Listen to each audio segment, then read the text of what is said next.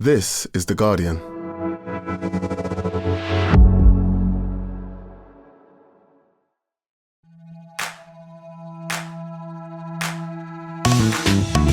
Hello, I'm Faye Carruthers and welcome to The Guardian Women's Football Weekly. What a goal fest for the final day of the Barclays WSL season. Loose ends have been tied up, so we're going to look back at how all the teams have fared across their 22 games. We'll also give out some awards. That was a terrible trumpet. Discuss the big talking points from the week. Plus, we'll take your questions. And that's today's Guardian Women's Football Weekly.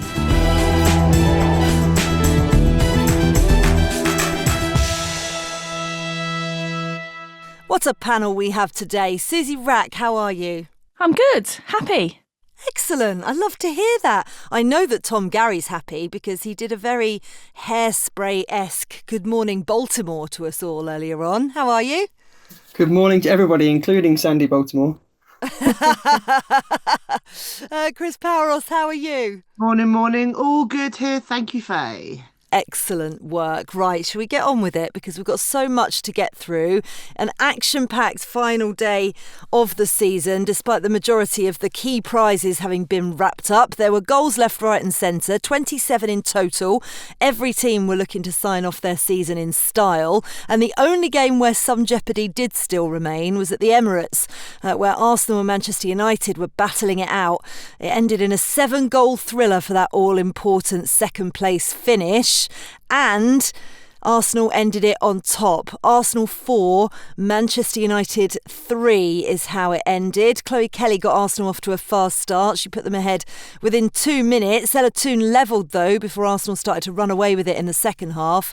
Goals from Mariona Caldente, Frida Marnham and Kim Little in an 11-minute period put them in a very comfortable 4-1 lead. But this is Arsenal, sorry Susie, and they let Mark Skinner's side back in it through Elizabeth Turland and Maya Letitia to set up a nervy finish to the game. And I mean, what a final game for you, Susie, as well, especially because it ended with 3 points for your side. But they love to put you through the ringer. What did you make of their performance? Yeah, I mean, it was brilliant in many ways and rubbish in many others, like, as you would expect from a game of that nature. What's exciting is, like, when this Arsenal team play well, it's really nice to watch. Like, the football is objectively beautiful.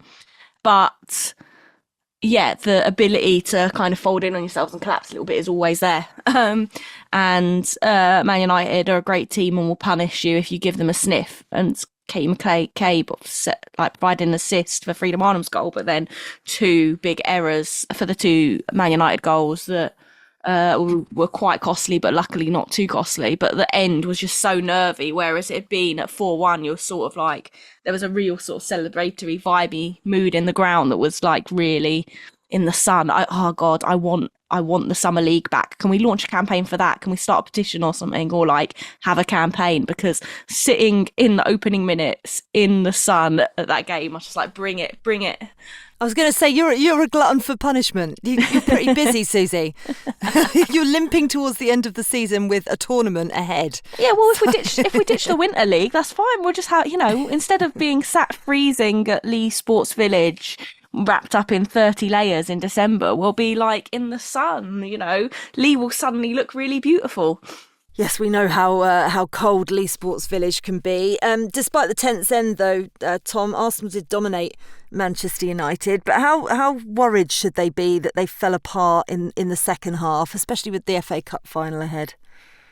I don't think they'll be too worried. It was arguably the worst defending we'd seen from Manchester United all season, but they have defended very well otherwise throughout the campaign. Actually, the goal fest at the Emirates meant that Man United didn't finish the campaign with the best defensive record in the WSL, which they'd kind of looked set to do for the whole season until the last couple of games. So they'll be slightly gutted about that. But nonetheless, Fallon Tullis-Joyce has still shared the Golden Glove with Hannah Hampton, and I think they'll look at this one as more of an anomaly rather than a long-term concern for their defensive abilities.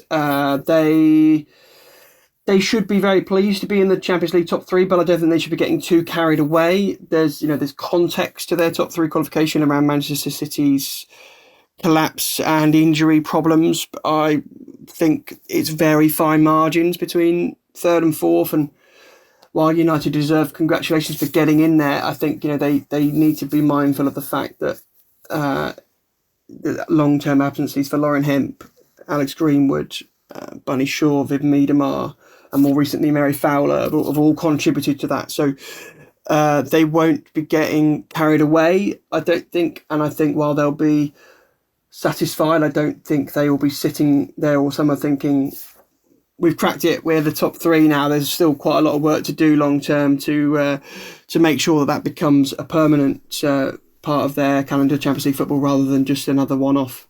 Yeah, I mean, obviously there is a big difference between finishing second and third, Chris, in terms of Champions League qualification. So Arsenal will enter next season's tournament qualifying in the third round. So that starts in September, but Manchester United will have to start their campaign in August in the second round, which is some difference.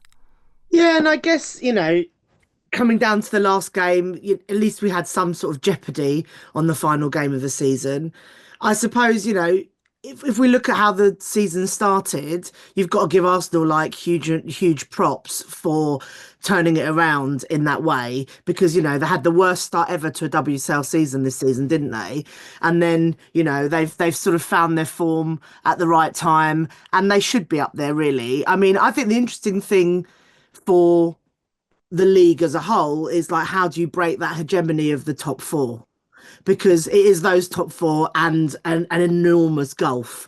And exactly as Tom's just said, Manchester United found themselves in this position sort of easily, in inverted commas, because Manchester City went off the boil. And I guess with the Euros, they'll have a lot of international players. It'll be interesting to see how they sort of fix up their pre-season, particularly as we know that they don't have a huge amount of support from their football club.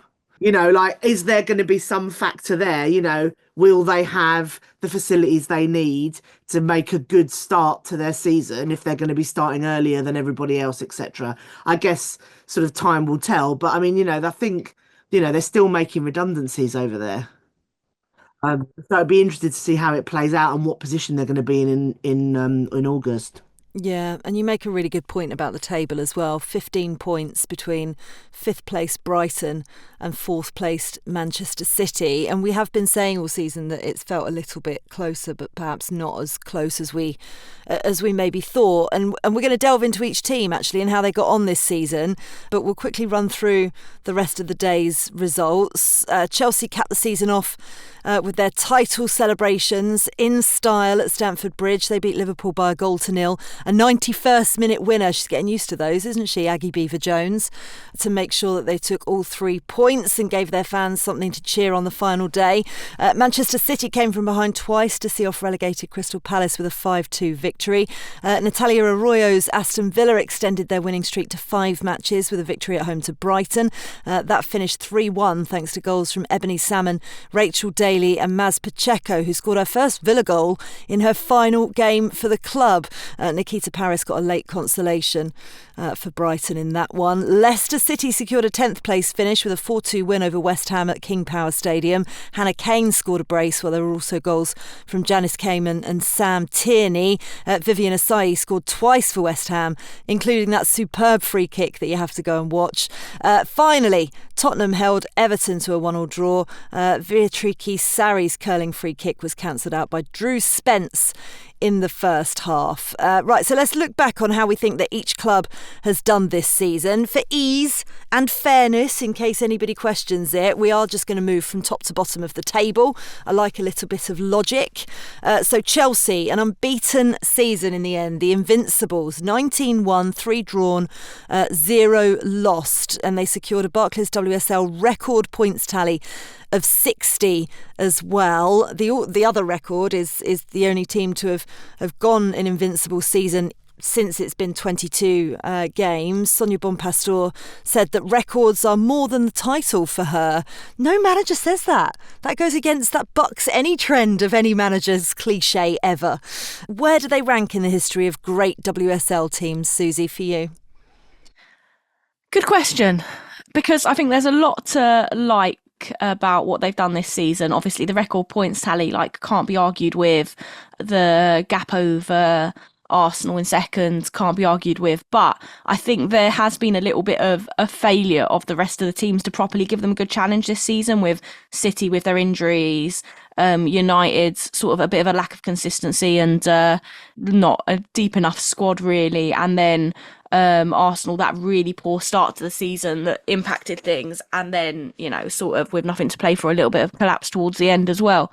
So they've almost been given a little bit of a free run at it, but the fact that I think it's the context of themselves that makes it really interesting, because when you look at like Sonia Bonpastor coming in, the amount of players, turnover, I also think you can't like just say, oh, new manager coming in. It's new manager coming in to replace Emma Hayes, who was there for 12 years and basically built the club in her image and to her specifications. And then you have like the biggest change that you could have. Like, it's not like, you know, kind of other clubs with their mid-season manager changes that, you know, the manager's been there for a few months or a couple of years or something. This is like major change. So to come in and do what they've done with the change in personnel, with Aggie Beaver-Jones stepping up, with, you know, the new players through the door, Lucy Bronze being excellent, you know, I think it's really up there.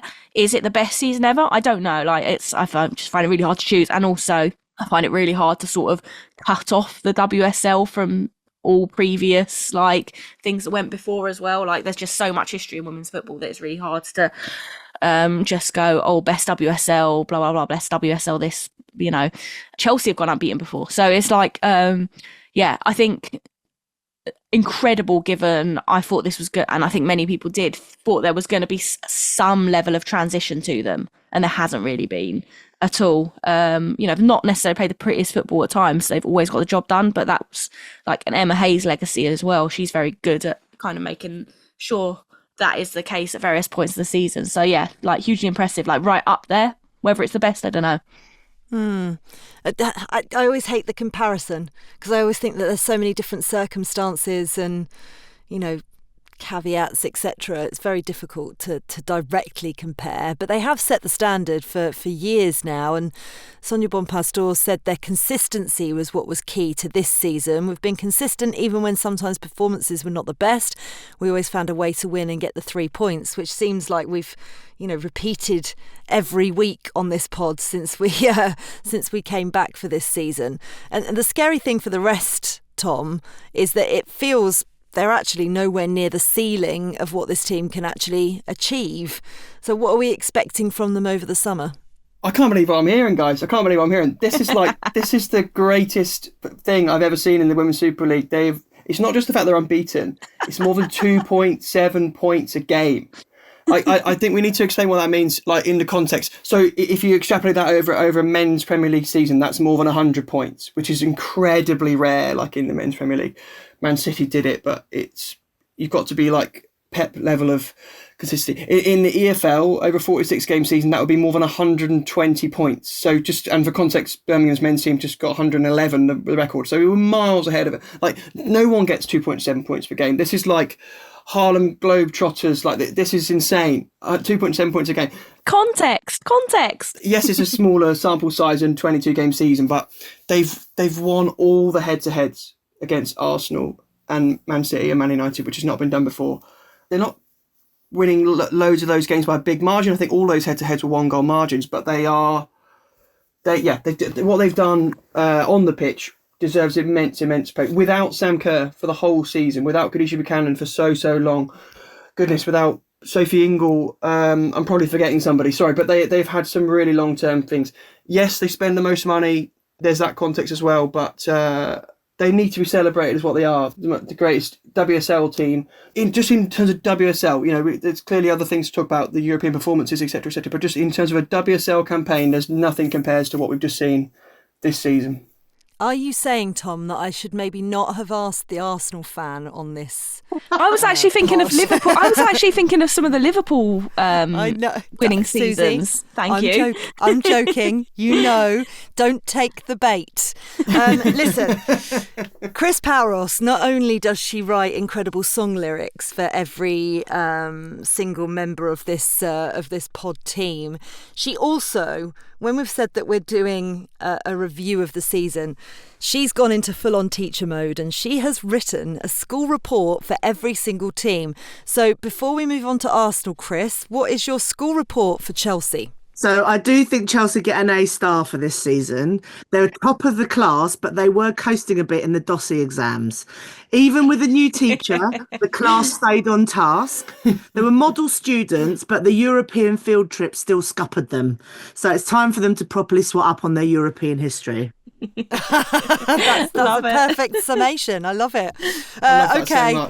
I'm now going to ask you about Arsenal, which is very mean, bearing in mind your allegiances. But I mean, it was a big switch, wasn't it? The departure of Jonas Eidevall and then the long-term appointment, finally, of René Slagers. How do you think they're going to look back on this campaign? Well, I think they do get an A- because they still managed to find themselves in second place. You could say that their group project started badly, but they ended up smashing it. And I think on the school report sort of metaphor, they got distracted in their first term. There was too much chatting and not enough listening. But their new teacher meant rallying for a strong finish. But they need to show up on time next season. And I think that's the point. Is that actually, given the start, they need to show up on time next season, and they've got to, they're the ones that you want to, we could talk about Manchester City in a bit, but they're the ones that you expect to give Chelsea a bit more of a run for their money next season if they kind of do all the right things. So they get a detention for being late, or a demerit if you want to be American, for tardiness. We've talked about their attacking prowess under René Slagers, but we have also this season talked a lot about the defensive frailties that are still there, as we've seen in the final 3 games of the season and the amount of goals that they've shipped. What does she need to do, René Slagers, to try and shape this team into her image rather than Jonas Eidevall's team? I don't know. It's weird because the consistency just isn't there, right? Like, some weeks they look unbeatable and then other weeks it's complete and utter chaos at the back. So it's like really hard to pinpoint the problem per se. Like game on game, you can see where the faults are, like technically, tactically, whatever. But then they'll put in a world-class performance. And you're like, well, these players can do it. Is it a personnel problem? Is it a tactic problem? Is it a concentration problem? Like, I don't think there's enough grit in the Arsenal team as a whole. Like, I think there's not like, the Katie McCabe maybe, but there's not like the doggedness of like an Erin Cuthbert like level of player who is a real like battler. Like, they don't really have battlers in their team, and I think they need more battlers. So I think that is part of the problem. It's going to be really interesting to see what they do in the summer, how much money Renee is given and what they're able to do with it, and the impact of a Champions League final, regardless of outcome, I think will be quite big in their ability to recruit. I also think that the more and more games they're playing at the Emirates is a massive pull for players, because like they're getting to play in front of big crowds week in, week out pretty much, which is a huge advantage. But yeah, I don't know what they do to improve, like, other than just find some consistency. I don't understand why that consistency piece is missing, why they don't have that. Maybe it's not having a plan B enough, like, right? Like when things aren't going to plan, that you find a way to win regardless, which is what Chelsea are just so brilliant at. Like they have a plan B, they have a plan C, they have a plan X. They're so good at finding a way to win regardless of how well they're playing. Whereas if Arsenal, if it's not going to plan, if it's not looking beautiful, they sort of look a little bit lost. And I feel like that's a bit of a problem. But yeah, I don't know. It's a disaster. We'll see what happens. Quite unusual. What you've got from Chelsea there is quite unusual, because like that's the formula that every football club wants, is like, how do we figure out how to grind out a win regardless? And if that formula was there, we'd have a very different kind of sport. Do you know what I mean? So I think that's really that's a magic there. And exactly what we were just saying, is like what you said earlier. It's like how you then pass that on from somebody who's built that over 12 years, and then someone else comes in and just picks it up and then does what Tom just described.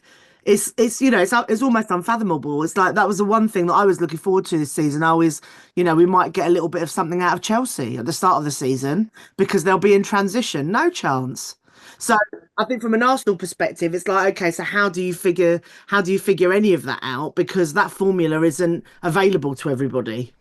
Yeah. Tom, you've already spoken about Manchester United in terms of the fact that they shouldn't get too carried away because Manchester City had such a poor season. But still, credit where credit's due, finishing third is no mean feat. And I'm sure, bearing in mind what was going on off the pitch at the club, you know, a lot of people didn't predict that they would be able to do that. So are they given enough credit, do you think, for the performances, particularly this year in 2025? Yeah, perhaps they're not. They have made huge improvements this season. You have to remember where they were last season, down in fifth place. You know, not just out the top three, but in fifth. And they've made marked strides this year. Defensively, they've been very good. I think they work incredibly hard off the ball, and that's actually increased a lot since the winter break. And I gather they did do quite a lot of specific work over the winter, and there was quite a noticeable shift in the way they played off the ball before and after Christmas. They work extremely hard. I think overall they will look on it very positively. I think the cup final will have an enormous sway in how much they reflect on this season. If they come away with the FA Cup and the Champions League, I think they've had a year beyond what they would have thought was the par. But for the time being, let's perhaps reserve slight judgment. We said on this pod quite a few times, didn't we, that because they were in a great position in second for a long time, but we had that context of their final three games were going to be against Chelsea, Man City and Arsenal. Well, they got 1 point from those three final games. So what we sort of said proved to be true in that regard, that those games were going to define, you know, whether they were kind of second best or not. What I think about Man United, I think also about Arsenal in a way. Both of them need to find a way somehow to win at Chelsea. Those head-to-heads, it's going to sound so simplistic, but they're huge. And particularly in Arsenal's case, so the 12-point gap looks massive, right? 12-point gap looks huge. But hypothetically, if Arsenal win the two head-to-head games, that the two 6-pointers have swung in their way, they're level on points. So, yes, it's a big gap. But those head-to-head games are by far the most important. And Chelsea seem to have the number on the other teams in the head-to-head, certainly this year. But in recent years, generally, particularly at the Bridge, Chelsea have always seemed to manage to pull it off. So the big challenge where they've all got to up their game, Man United and Arsenal particularly, is they've got to find a way to beat Chelsea in a one-off game, and the league needs that next season to make the title race more exciting for everybody. Yeah, and actually, you know, they have been the most stable club, haven't they? When you think about it, of the top four, Manchester United with Mark Skinner have had the most stability. And he's signed a new 2-year deal last month as well, Suzy. That's huge for him because it allows him to do some planning and build over the summer. The question is whether or not he's going to get the support behind the scenes. That's the key. He needs to be backed. And I think you can see that he knows that in every press conference that he's done in the past 2-3 weeks, in that he's, you know, kind of made the point post-match, mainly, that when asked sort of about the future and sort of end of season analysis and things like that, he said, you know, we need to build depth in this squad. We need a deeper squad if we're going to be successful in Europe, or like not even successful. Even if we're going to reach the group stage of Europe, we need to have not group stage anymore, is it? League phase of Europe. Then we're going to have depth to our squad. Chelsea, Arsenal, City show the kind of depth you need. We don't have that yet.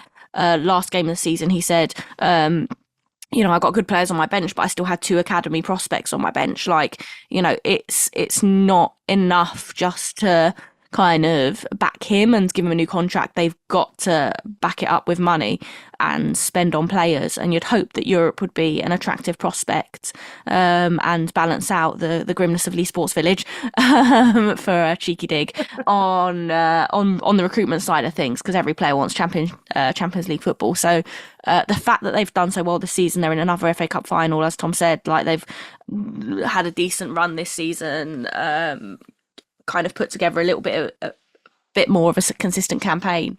The basis of the squad there is really, really strong, and they're really together. And you know, they talk about family a lot, and I think that's true. They've got that vibe around them, but it's how they balance upgrading the squads and lifting it into like being able to be competitive across 4 competitions versus maintaining that sort of like bunkered in family vibe that they've got going on. Chris, your report card, does it contain a problem about the facilities? No, it doesn't. The B+, diligent, no drama, lacks sparkle. Reliable prefects. Handed everything in on time, followed instructions, but didn't always put their hands up in the big moment. Nice. I like it. Okay, let's do Manchester City because they just missed out on Champions League, and there is such a gulf between them and fifth place, as we mentioned. I mean, it's just such a big disappointment for Manchester City. Suzy, where did it all go wrong for them? Well, the injuries is the obvious place to look, right? Like such a huge number of injuries. The fact that you've got a Golden Boot winner who's missed like half or more than half of the campaign, like speaks to the level of injury woes they've had. Lauren Hemp, Alex Greenwood, we could list them all and it would take a year. Viviana Miedema for parts of the campaign, Jill Ward for parts of the campaign, Virgino, etc. That's been the biggest issue. The decision to get rid of Gareth Taylor when they did, I think, was also a really, really weird one. Don't get me wrong, I've thought that he hasn't been meeting City's expectations, I would say, as a club for quite some time, but it felt like a really strange decision to make at that point of the season. You could see why they did it, that, they had some huge games in all competitions, but they failed pretty much every single test. And it's a really difficult thing to ask a new manager to come into that moment, even if it is one in Nick Cushing that does know the club to a certain extent, to deal with. So I think that was a weird decision, and they were maybe hoping for a bit of a new manager bounce and things like that, and that didn't really happen per se, although some of those games were quite exciting. But just crippled, at each stage they've just been crippled by injuries, and I think they've just looked a little bit forlorn because of that. What's impressive is that they have played some pretty nice football in and around those injuries. So the potential of the squad is there. They've just had an absolute mare with numbers available. What's your report card say, Chris? B-, talented but flaky. That kid with all the potential who keeps missing school. When they're there, they're brilliant, but it's hard to build group momentum with so many absences. Well, that's a very fair assessment. Interesting in terms of the future as well, Tom, because it's difficult for us to predict what Manchester City are going to do, because Nick Cushing has said there's been no conversations over his future. He actually said he's going to go back to take the bins out come the 1st of June. He will be taking them to compete in the World Sevens before he leaves, though. What do you think the club are thinking in terms of bringing in new management and players? Yeah, our understanding from the conversations that we've been having is that the club are relatively far along in a process to find a new head coach. I'm not expecting Nick Cushing to be in the running. He said on the record there that he's had no conversations about next season with the club. We believe they've been doing a very, very extensive search for a new head coach. I would expect somebody, to be appointed over the summer, and it's a really important decision for Man City. Now they've got to try and set their agenda now for the next sort of medium to long term, the next 4 to 5 years. They've had 3 trophyless seasons, so this needs to be the line in the sand moment for the football club. And I agree with everything that's been said about them, but they'll still be kicking themselves about not being in Europe. The chances were there. They conceded a last-minute goal at West Ham to draw.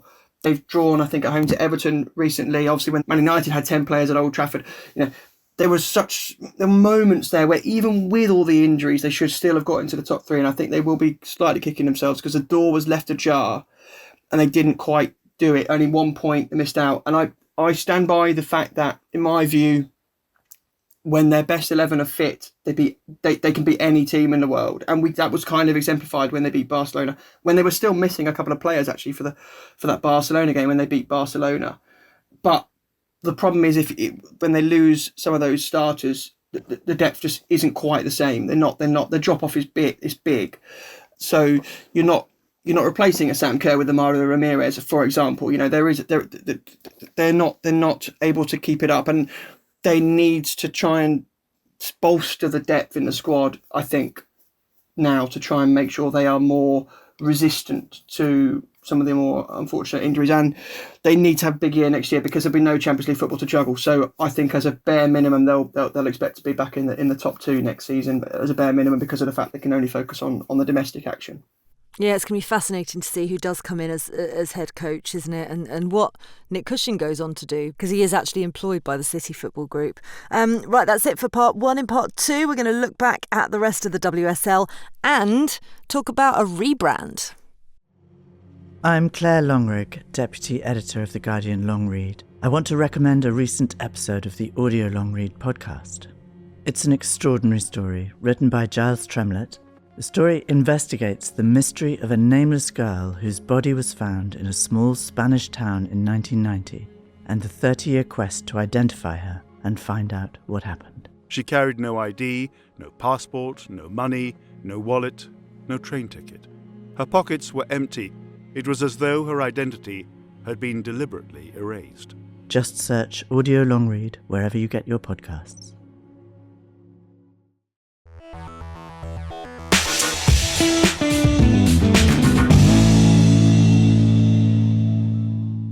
Welcome back to part 2 of the Guardian Women's Football Weekly. Let's carry on with our mini report card, shall we? Next up are Brighton. They secured 5th. And I think it's fair to say it's been a season of 2 halves for Dario Vidosic's side. They impressed before Christmas, but then secured just 3 league wins in the second half of the campaign. We've already heard departures that have been announced. Poppy Pattinson, Maria Torres-Dottir, Guru Bergsvand, Diana Stefanovic and Pauline Bramer all leaving. What have you made of their campaign, Chris? Well, I think it has exceeded expectations. So on their report card, it said what it says is they're the usually quiet student who's now thriving. They found some confidence, stopped copying others and started handing in original work. But they've now entered dangerous territory because plenty of students have peaked in one year and flopped the next. So I think it's this curse of 5th, right? So we've seen what's happened the last couple of seasons to the team that's finished 5th. The season after has been a bit of a disaster. So I'd be interested to see how they consolidate on this position. Anyone else want to add anything in on Brighton? Well, none of the top 3 managed to win away at Brighton this season, which I think tells you how good they've been at home. Yeah, that's a really good point. A really good point.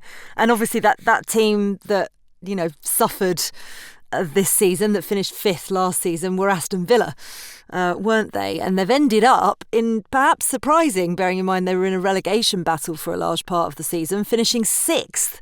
Look, obviously not the season that they would have wanted, but Natalia Arroyo seems to have breathed a new life into them. There will be player changes over the summer. We know that already because Jordan Nobbs, Maz Pacheco, Danielle Turner and Rachel Causey are all leaving. So how excited, Suzy, should Villa fans be about the rebuild under their new boss? I mean, excited, but I wouldn't overdo it as well. It's been a really, really tough year for them.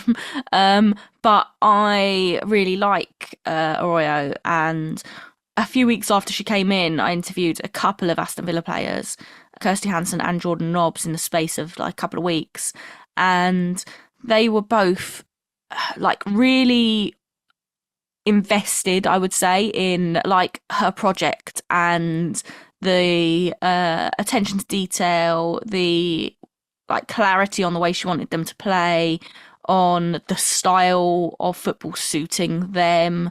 And then obviously, in and around those interviews, they had a really poor start under her. But I think that was them getting to grips with it. And I think it started to click at the end. And so that is what is exciting, is it started to click for them.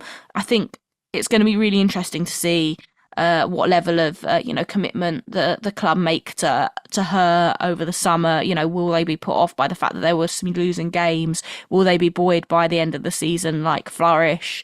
The fact that they've got as high as they have in the table is just incredibly impressive, given the majority of their campaign was so difficult. I think it also speaks to how little you have to do quite well in the WSL, right? You don't need to invest a huge amount or have an incredible number of wins to very quickly rise up the table, which should be incentive, you'd think, but for all clubs.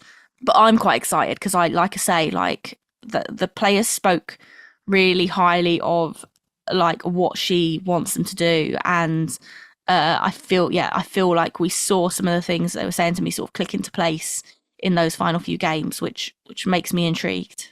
What's on their report card, Chris? Because I can't see them getting in the A to C's here. Yeah, well, no, actually, I think they got a strong B, because even though they didn't do their homework for the first few months, they pulled it out of the bag with a cracking final project.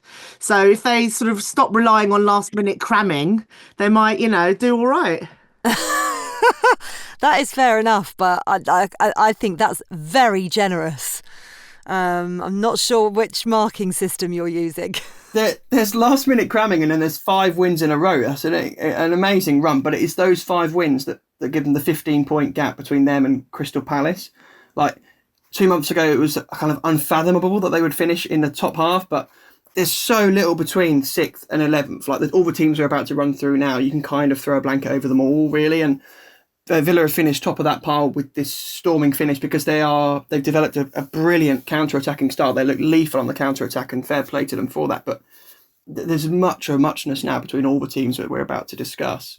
Yeah, so discuss Liverpool for me, Tom, then, because they're another team that's seen a managerial change. Amber Whiteley replacing Matt Beard on an interim basis. We don't know whether or not she's going to be given the full-time position, and they didn't really live up to the hype, did they, of last season either. What do they need to do over the summer, and what are we hearing about Amber Whiteley's position? Yeah, big decision now for Liverpool, and in particular their new director of football, Andy O'Boyle. I believe they're talking to lots of different people, a very kind of wide-ranging search to try and make sure they make the right decision. Nothing imminent, but I'd be surprised if it was more than another week or two before they made a big decision.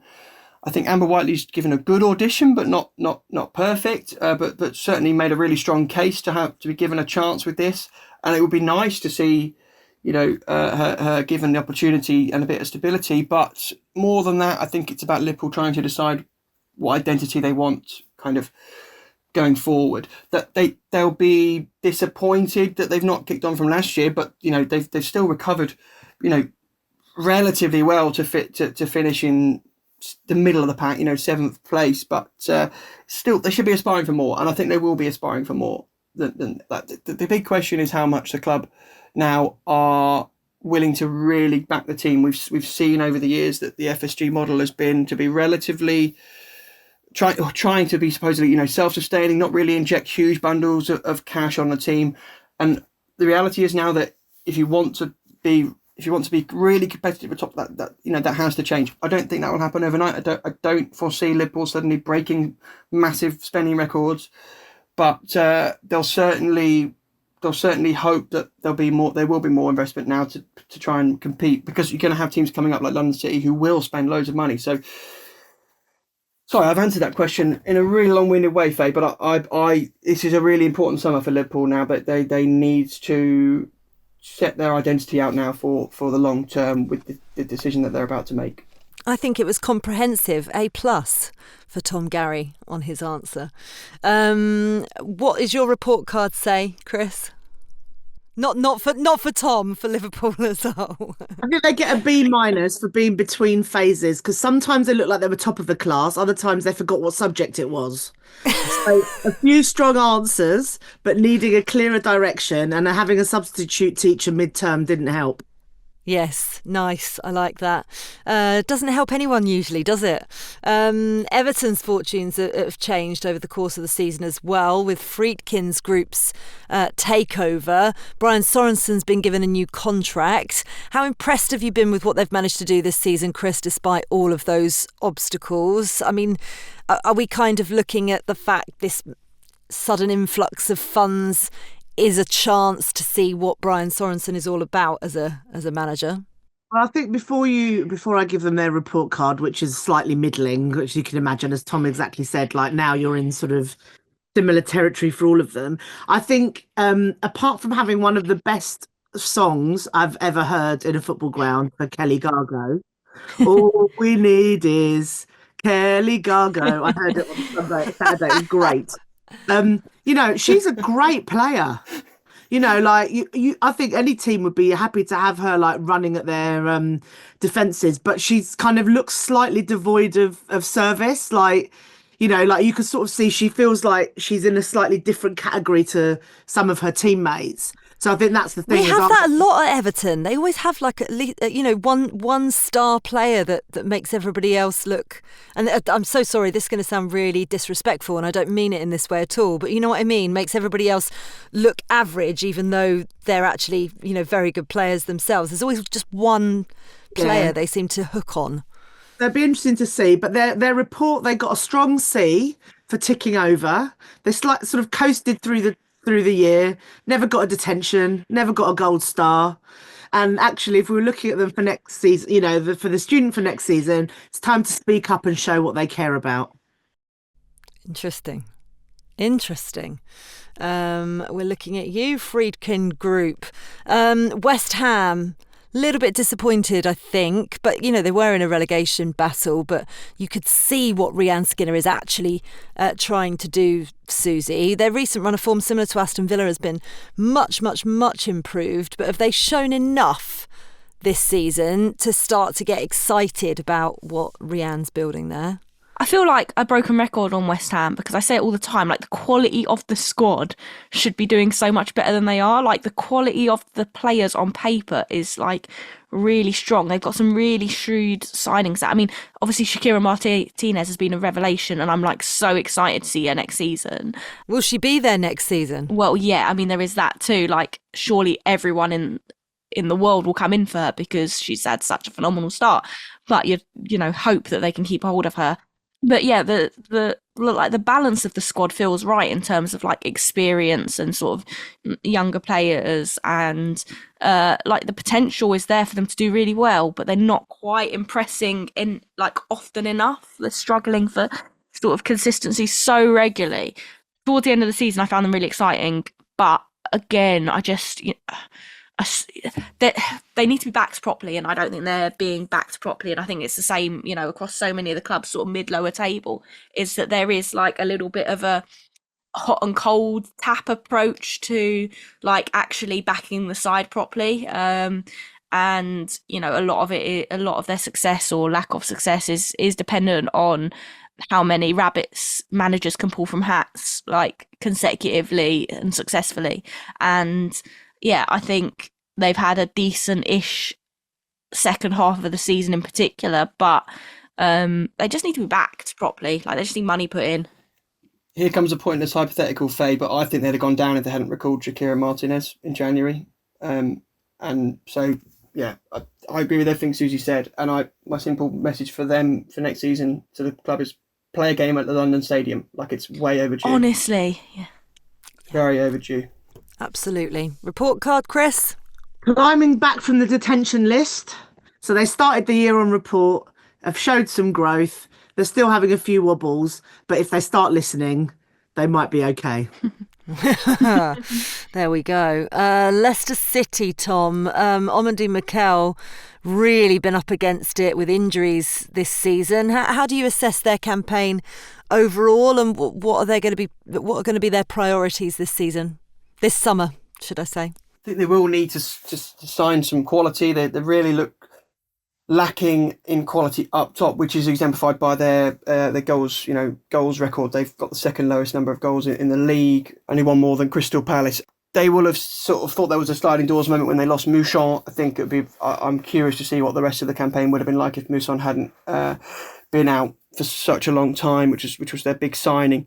And they missed Ruby Mace badly as well. But I suppose we're all curious now. Now the men aren't a men's Premier League team anymore. Will there be an increase in the cash coming into the women's side? Will it drop? Now the men are in the Championship. Got to wait and see. They need to be careful because the team coming up will spend big. So if London City spend wisely and therefore stay up, then one of these teams that we're talking about at the moment will go down. And looking at it from where I'm sitting, Leicester at most at risk because they haven't got the men's Premier League cash to support them next year. Chris, report card? I think they get a C-. They managed to pass. But they missed a few deadlines and left it a bit late, but they did scrape through. They need a bit more structure and to believe in themselves a bit more. Okay, now listen, that does mean by default that Spurs must have a D. They do. Yes, okay. Tricky season. Try and assess this. What are your reflections on where things have gone wrong? I don't think any of us predicted that you would finish the season second from bottom. So I'm actually just, because this is like so personally painful, I am just going to share their report and then we can talk about it a little bit if you want. Okay. Well, we do want. You can leave it up, yeah. So I think actually the way I looked at this is that, tried to stage a big production but didn't quite manage it. So started the year caught up in the school play, Reed Cup run. And to their credit, they gave it everything in rehearsal, but in the classroom, it didn't quite come together. Ambitious ideas, nice set design, but some key cast members were sidelined without explanation. The teacher lost the class and they never felt quite settled. So I think there is a goal for next term to go back to basics, rebuild the confidence of the students and make sure the whole class feels like part of the plan. Interesting. It's been really hard and, it's been tough to watch because you could sort of see that, there's been that Robert has wanted to sort of play with this sense of identity, but it's never quite come off. And then, you have an abundance of wingers on the bench. There was one game, for example, where Jess Naz, Hayley Rasso and Ash Neville were all on the bench and Charlie Grant played at right wing. Now, none of us could understand what was going on in that game. And, and I don't know how as a team you understand what's going on in that game. So there are several, and that's just, that's sort of a microcosm of, I think, some of the things that have been going on. So, and, Vicky Jepson's been really important to us for the last, 4 seasons. She's going, isn't it? We actually hadn't announced that news on the pod, so fill people in, Chris, because we're losing her to the States, aren't we? That's right. She's been with us for 4 seasons and has been a really integral part of, of our coaching team. You can see what her great relationship she's got with the players. She's, one of a great sort of English prospect in terms of women coaches. But, I think Emma Hayes knows that too. So she's going to coach the US women's under-20s and to do some work with Emma. And it's just a really great opportunity. It's like arguably the greatest women's football organisation in the world. So, if they come knocking, I think that was something that she sort of, couldn't say no to. But, it's sad for us because I know, she loves Spurs and, she's, you could sort of see, I saw her on Saturday at the game. It was really emotional for her, Yeah. Well, they gave her a home, didn't they, after what happened to her at Liverpool? So, really important, but we wish her the very best of luck. And she kept us up when in that season where we nearly sort of got relegated. She took up that mantle. So yeah, absolutely. I really wish her the best of luck. She's a really excellent human being as well. And I hope we sort of see her back again. But I think that means more changes. And I think like Tom just alluded to it there around Leicester. It's like, it's a bit of a wake-up call for all of these teams, actually, because, London City aren't coming to, they're not coming to play. They're coming to kind of, they're going to really shake things up and, are likely going to have bigger budgets than a lot of the teams we've just been talking about. So there's no, I think one of the things that a lot of the teams rest on their laurels on, if you like, is that the team that comes up is going to go straight back down again. Well, I don't think that's going to happen next season. So actually we've got to think about what business you do in the summer, what your structures look like, all of those things, because there's going to be a serious competition. And so I think from first perspective we've got to really be careful. Yeah, London City Lionesses are definitely going to spend, aren't they? Just a quick one, Tom, on the class teacher that seems to have lost the class. Big questions over Robert Villaham's future at the club. What's the latest? Do we know? Yeah, the story broken yesterday by friend of the pod, BBC's Emma Sanders, which, from our understanding, is that sources at the club saying that they will be reviewing Robert Villaham's position over the coming kind of fortnight. We are expecting there to be meetings discussing his future. No decision been made yet. That's important to say. Nothing decided yet. But clearly, after a second from bottom finish, I think it's fair to say his position is in jeopardy at the moment. So, a big decision for the club to make at some point over the next fortnight or so, whether to back Villaham for next season or whether to make the change. I will say, just very sorry, and I feel like I've been really negative, and that's not my vibe. Is like Beth England, despite having been injured, scored 8 goals this season. And I think that's the issue there is that it's like, no Beth England, no party.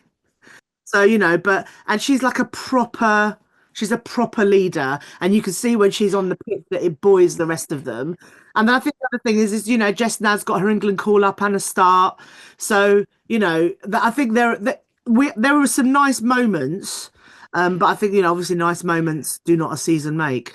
No, they don't, for sure. And it was a terrible season for Crystal Palace. We have talked about their relegation, Suzy, already, but it was a season that kind of started full of excitement for Laura Kaminsky and her side, but they are back in the Barclays Championship next year. Or WSL too. Well, listen, we're getting to that. Don't jump ahead. I'm trying to keep some order as head teacher of this pod today. Leif Smerud, the manager that replaced Kaminsky when she was sacked in February, has since departed the club. Both decisions really are baffling, Suzy, but where does the club go from here? Yeah, I think the decision to get rid of Laura was a really, really weird one because I think we could see what she was trying to do and at times they looked very good. And I think it wasn't necessarily a managerial issue that was holding them back. I think the gap between the WSL sides and Championship sides in terms of like professionalism, obviously Palace had gone professional, but like in terms of the amount of professional years in players' legs and that level of experience in their legs and things like that, I think that's what makes a difference. And they just couldn't hold on to a performance across 90 minutes for me at any point of the season, but could score goals. 2 against City the other day. Obviously City have got problems of their own, but they're a few players back. But, was scoring goals aplenty this season, but just like really struggling to hold on to a performance across 90 minutes. And I don't think that is necessarily the fault of the manager per se. So I think it was a little bit premature and a disappointing season, but one that showed real promise. And I'd love to see them be properly supported to put in a real fight at the top end of the Championship or WSL2 next season, which is going to be really, really tough when you've got so many other teams investing in that league now, and Birmingham going so close to coming up this year. It's going to be really, really tough. And, they're going into a summer of like potentially high turnover, new manager, all of those kind of things that are going to make it really complicated for them. Okay, quick one. Final report card, Chris. I think they ended up with an E, sadly, learning the hard way. New kid thrown into the top set, maybe too soon. Seemed to be on the back foot, but did show some signs of potential and will likely thrive in a smaller class next year. Nice. Right, okay, we've just about got some time for some awards. Keep it nice and tight, everybody. Best player, bearing in mind the WSL, Barclays WSL Awards handed it to Mariona Caldente. Do we agree, Suzy?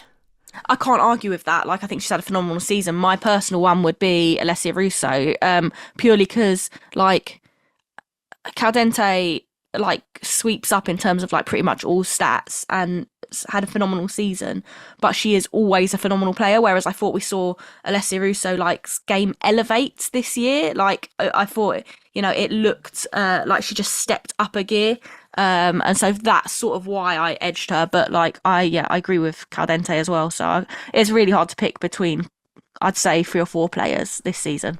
I'm going to have to fail you all if when I say give a quick answer, you give in-depth answers, which, most teachers would want you to give an in-depth answer, but I'm very conscious of time. Tom? Yeah, I for the FWA award, I voted for Erin Cuthbert. I think she just epitomised the invincibleness of Chelsea. But statistically, Caldente is the best player in the league. She topped all the stats in terms of balls into the penalty area and also off the ball in terms of how often she won the ball back in the final third and middle third. So Caldente, statistically, yes. I don't know anything about statistics, but I had Caldente as well because she is like the creative player of your dreams. Excellent. Nice and tight. I love that. Best manager. Suzy, go. No explanation. Bon Pastor, like no competition. Tom? Yeah, Sonia Bonpastor. That is, we don't need to say anything else. Chris? Agreed. Excellent. Best signing. Suzy? Caldente. Tom? Cargente with a nod towards Kelly Gargo and Shakira Martinez from last summer before the recall. I know what you mean. Chris? Yeah, I had Caldente or Shakira Martinez, even though it's not really a signing. But also, I think special mention has to go to Sondi Baltimore and Olivia Smith. Yes, very much so. Brilliant this season. Most improved. Suzy, Tom and Chris. We're going to go in that order so I don't have to keep saying names. Most improved. Maybe Aggie Beaver-Jones. But then she wasn't bad before. But she had a really great season. Millie Turner for me. I've gone with Aston Villa. Really? Oh, what, as in the last 5 games of the season? Exactly. Fair enough. Goal of the season. What did I go for this? What did I go for? Joanna Wrighton-Canrid's phenomenal strike volley. That yeah, brilliant. That was mine, Suzy, as well. But actually Viviana Miedema won that, and I know that that's Tom's because he fought for it as well. So I'm just speaking on Tom's behalf because I know which one he voted for. You are correct. Mine was between 2 goals, both against Spurs. One was Johanna Wrighton-Canrid because I've watched it a million times. I still don't know what she did, and the other one was Emily Fox from outside the box. That sort of final nail in the coffin of the 5-0 defeat at the Emirates. You know, like they'd absolutely battered us, and then she goes and scores a worldie from outside the box. Okay, most memorable moment on the pitch. Oh, that's tough. I'm going to say Viv Miedema's return in that opening weekend to Arsenal and then scoring to level things up was like quite a moment. Emotionally difficult one for me personally, but a moment. I think the season was epitomised by Myra Ramirez steamrolling past Alana Kennedy in what at the time looked like a really crucial title deciding game between Chelsea and Man City, miles apart by the end of the season. But it was a season defining thing where they had a tight game and Ramirez just bulldozed through everybody and scored a great goal. So that will stand out for me.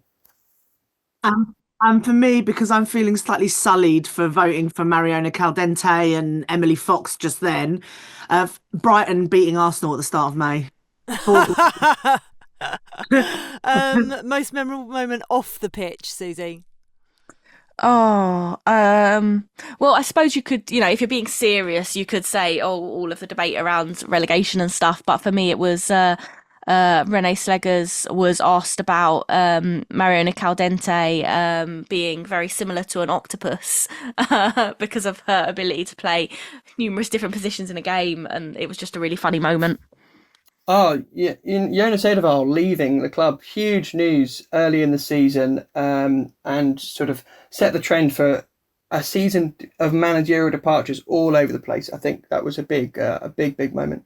I was thinking more about things like Lauren James launching her LJ10 Foundation, which I think was a good thing to happen off the pitch. But also Lucy Bronze talking about her ADHD and autism, and the subsequent coverage and debate around that, I think were 2 kind of important moments off the pitch for me. Funniest moment? Oh, I don't have a funniest moment. Did nothing make you laugh this season, Suzy? No, I'm sad for you. Oh, okay, let's go with Lucy Bronze skipping rope after the final whistle with like some kind of flag. That was quite funny. I particularly enjoyed Rhiannon Skinner bringing her dog into a press conference about 3 weeks ago. That really tickled me. It was very funny seeing the dog sort of try and get in position in front of the mic for cuddles while Rhiannon tried to talk. Brilliant. And I think from a like Susie, I was like, I couldn't get past some things from Chelsea at the weekend. So Sonia Bonpastor being soaked by her players was quite good. But also special mention to Niamh Charles after the game, like no boots, hat hair, looking like she'd just legged it off centre court as the ball girl. Have you seen that clip? Yes. Yeah. Doesn't look like it's Wimbledon somehow. So yeah, I thought that Brilliant. was quite. It's not funny, but I did love Sonia Bonpastor doing a selfie with the press pack with the title. I loved that. Biggest disappointment, Susie? Well, personally, Arsenal season and not actually challenging, but being That's it. sneaky. Can I be sneaky? I want to be sneaky. I want to be sneaky and go not even WSL. Chelsea in Europe was really disappointing. Yeah, fair enough. Tom? No games played at the London Stadium by West Ham. That's my biggest disappointment. Chris? Spurs. No more needed to be said. Biggest gripe? That's kind of similar, isn't it? I feel like Tom might go for West Ham and the London Stadium for this. Yeah.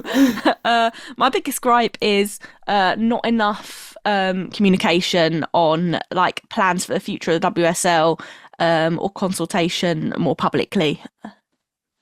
I think fans need more notice on fixture changes, fixture tweaks for whatever reason. And the one thing I think that all leagues could do around the world, but much better, is if you know a change is possible, why can't you tell fans, if this team get to this competition and therefore there's this fixture clash, this game will be rearranged for that date. So you know in advance that is the plan B, and then you can kind of plan your lives accordingly rather than lots of the last minute changes that we seem to get across the whole sport.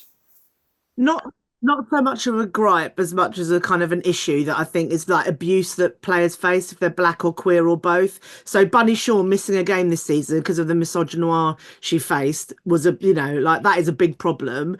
All the homophobic bile that Christy Mewis and Sam Kerr had from announcing the pregnancy. And I think, it's not just sort of online culture, it's misogyny, racism, homophobia, and they're all sort of baked into cultures around football. And as much as we say we don't want women's football to fall into the whole of men's football, here we are. And we can talk about visibility and inclusion all we want, but where's the protection? Where's the consequence? We can't just celebrate representation. We've got to be deliberate about not recreating the same toxic dynamics that have always pushed people out of the game. So sorry, I know that was a bit longer, but that was kind of when I was thinking about gripes, that's where my head went. I think that's a fair gripe. Agree. Hashtag agree. Right, listen, we can't leave the episode without talking about the news of a rebrand to the top two tiers of the women's game. We've mentioned it very briefly, but let's explain totally. The WPLL, Women's Professional League Limited, has more names than Prince. It's now going to be known as the Women's Super League Football.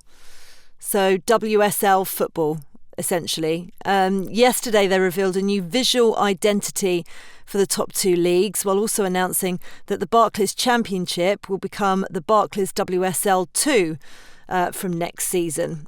Susie, what are your thoughts on both these announcements? Oh, so many thoughts. I suppose the biggest one is that the optics of spending money on a big rebrand that didn't feel overly necessary while there are so many other issues in the league feels like a little bit of a waste of time. Things like seeing in the visuals mocked up season ticket passes and wristbands and things that don't exist in football, and not actually an image of like what the logo will look like on the sleeve of a shirt, like things like that just speak to an attitude towards the game and a sort of festival vibe that I think isn't going down very well with fans.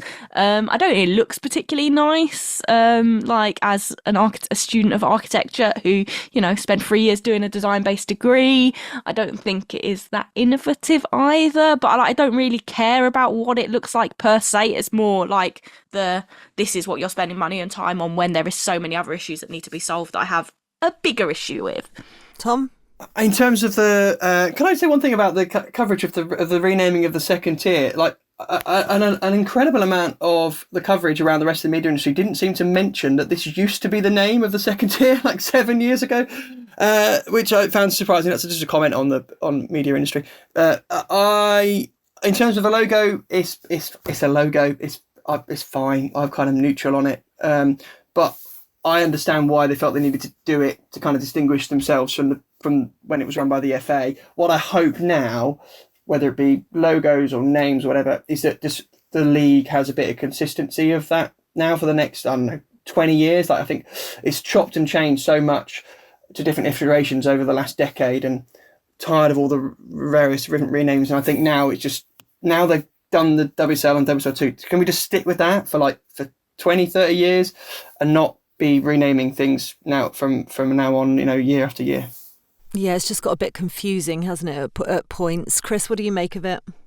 It's sort of a bit meh about it all. I think with all change, there's going to be backlash, and then it will be the status quo soon enough, and we'll forget what it was before.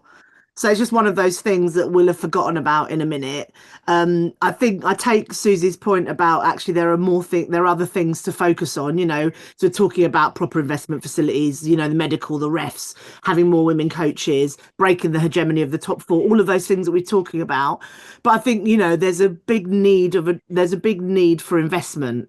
And a strong brand will do that. So I'm assuming that's why they've done it, right? But I think one of the funny things that I've seen is this whole thing about the World Surf League. So I think there's a World Surf League, and the logo type isn't that dissimilar.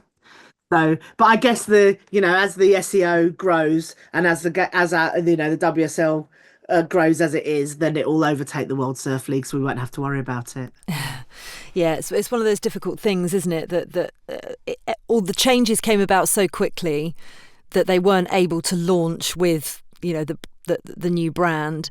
So I can understand why they almost want to start, they've got the inaugural season looking after the two leagues out of the way. And so this feels like the shelf to then start, the platform to then start. So we'll see. And it's great they've got their own website, because the website, any of the FA websites are often really clunky. And actually, the championship doesn't really resonate with women's football fans by all accounts. No one goes on YouTube and looks for the championship, whereas you do put WSL. So I think you might have, there might be more for fans that are just coming to the game, because that's the thing, is we are growing fan bases here, that actually there might be, more interest in the WSL too, because it makes more sense than a championship, which is an arbitrary term that's been... Although I saw some people going, it's relegating it to second place, and you've got the Premier League and the Premier League 2, and the Premier League 2 is Academy League, and so are you not giving it the its own space it deserves? But I mean, I don't care enough, to be honest. I think you're going to have that problem regardless, because it is the second tier. So I think that is that's going to be difficult no matter what. Right, few more things to wrap up. Elsewhere, Wolves have made an announcement about their continued support for their women's team. We brought you the news last week that the club had failed to file the application for Tier 2 football, despite the team being in the running for promotion from the FA Women's National League Northern Premier until the final day of the season. Chairman Jeff Shee said, "Wolves Women remains a vital part of our football family, and we're committed to building a sustainable, competitive future for the team." They've promised to apply for a Tier 2 licence on an annual basis, while also strengthening the women's setup. The latest England squad's going to be announced later on this morning as Serena Wiegman's Lionesses prepare for their final two Nations League games against Portugal and Spain. And I just want to give a big shout out to Luton Town Ladies, who completed the double this weekend in Tier 5. They won the Eastern Region Women's Football League Cup, beating Stevenage by 3-0 after winning the league during the week and securing promotion to Tier 4. So well done to them. Right, it's been an absolute pleasure. I feel like I've been the head teacher, telling you all off and telling you to go quicker. But hopefully I'll keep my job next season. Suzy, have a lovely day. I'll see you very soon. See you soon. A+ for you. A+ for you too, Tom Garry. AAA star for you, Faye. Oh, thanks very much. I feel like I need to give a distinction to Chris Paouros for coming up with the report card plan in the first place. I don't mind being a swot either, Faye, so thank you. You're very good. You're very good at it. Are we showing our age? Aren't GCSEs all like levels 1 to 9 now? Shouldn't Chris have a 9? That's so true.